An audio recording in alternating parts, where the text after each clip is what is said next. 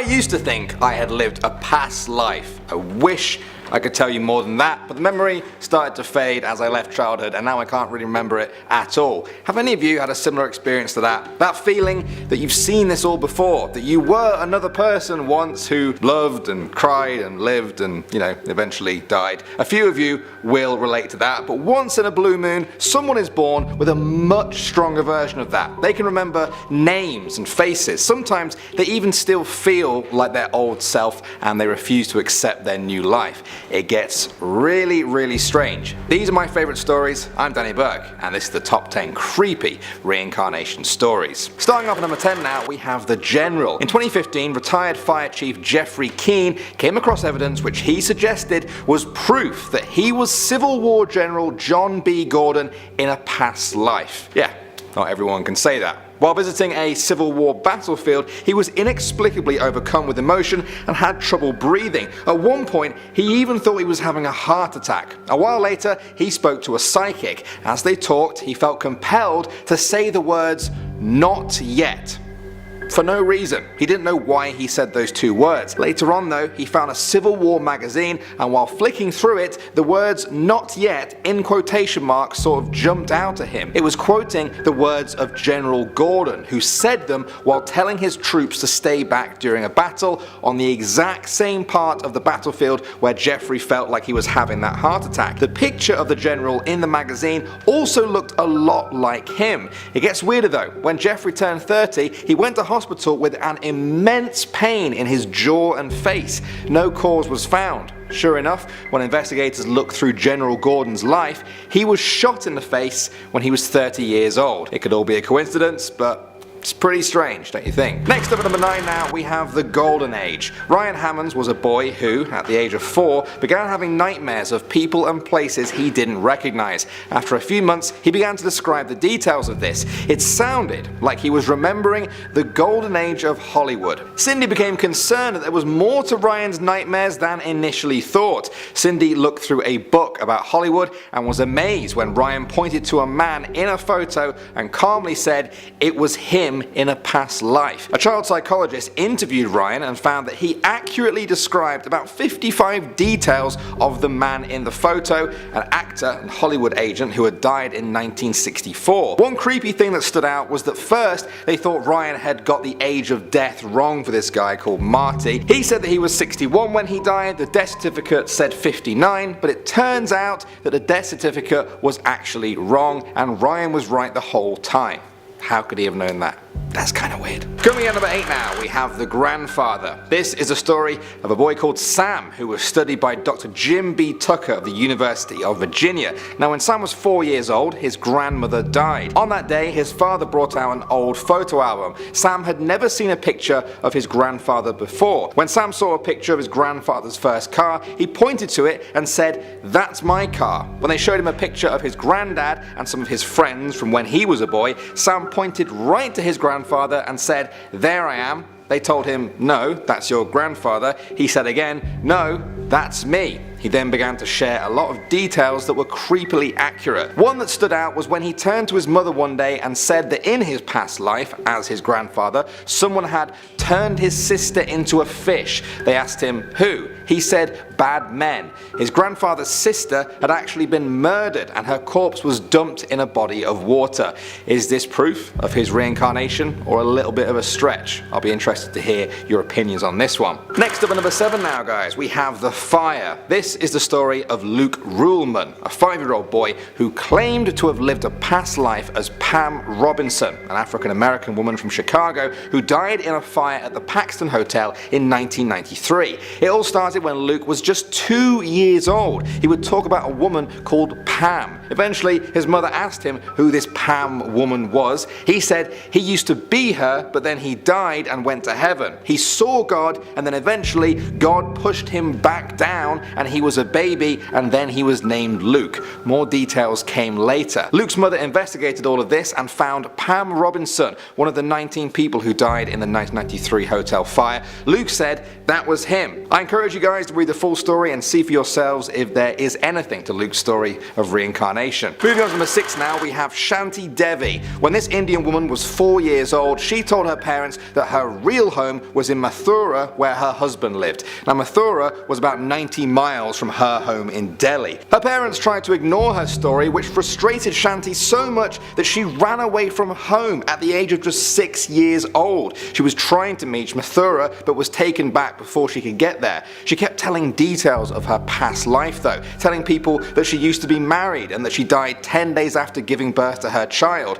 Eventually her headmaster at school found a man in Mathura who said this story matched that of his wife who had died. Her name was Ludgi Devi. He too became convinced that Shanti Devi was the reincarnation of his wife. Shanti never married and continued to tell her story for the rest of her life. Coming in at number 5 now, we have the murder. Karanfil Tutuzmus was 2 days away from the birth of her son in 1958 when she had a dream one night. In the dream, she saw a man whose face was covered in blood entering her room. She asked him why he had come and told him to leave as her husband was away. He told her that his name was Salim Fesli and that he had been shot in the ear. When she awoke, Karanfil remembered hearing about a man just like that in a nearby village who had been accidentally killed. She told her husband about the dream. Her husband said he actually used to know the man. The boy was born, and as soon as he began to talk, he insisted that he was the reincarnation of the man in the dream. Except he claimed his death had been no accident and that he had actually been murdered.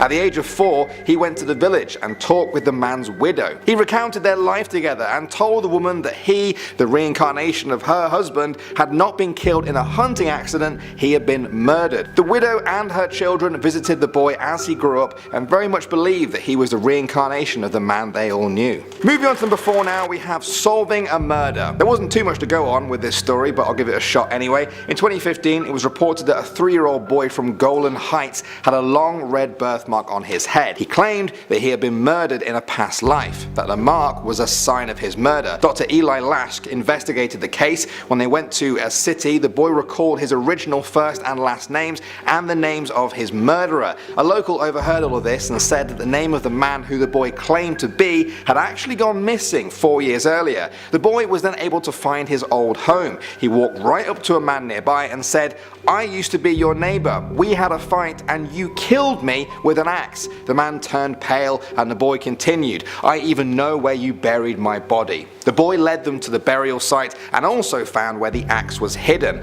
The man then confessed to the murder. Incredibly, the location on the man's skull where the murderer's axe hit was exactly the same place as the boy's birthmark. Next up at number 3 now, we have Anne Frank. Barbro Karlin was born in Sweden in 1954 to Christian parents. Around the age of 3, she told her parents that she was not Barbro, but actually Anne Frank. She stopped acknowledging them as her real parents and told them that her real parents would come and get her soon. As she got older, she told them details of her life as Anne. Around age 7 or 8, she became very confused when her school teacher began talking about Anne Frank in class. She wondered how the teacher could know all these things about her. That's when she found out that Anne Frank was already a very famous person by then who had lived before, a victim of the Holocaust whose diary became one of the most important books in history. When she visited Amsterdam for the first time, she walked straight to Anne Frank's house without directions. Inside the house, she was stricken with anxiety. She broke out into a cold sweat and grabbed her mother's hand.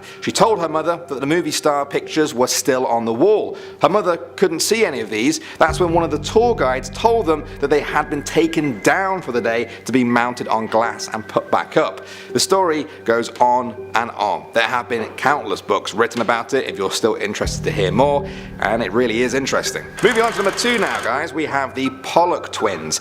Mr. and Mrs. Pollock were a couple who lived in Hexham, England. In 1957, tragedy struck when their daughters Joanna, aged 11, and Jacqueline, aged 5, were killed in a car accident. Their parents were devastated. A year went by and Mrs. Pollock became pregnant. To their surprise, she gave birth to identical twin girls. They named them Gillian and Jennifer. Although they were identical, they had different birthmarks. Jennifer had a birthmark on her waist waist that looked just like a birthmark that Jacqueline had. She also had a birthmark on her head that looked like another one of Jacqueline's scars. The family moved when the twins were just 3 months old. 2 years later, the girls started asking for toys that belonged to their older sisters, even though they had never seen these toys before. Eventually, the family returned to Hexham. Despite being too young to remember that town, the girls knew all of the landmarks that only their sisters should have known. They were also scared of moving cars and kept telling their parents the car is coming to get them. After the age of 5, these memories began to fade and the girls led normal lives.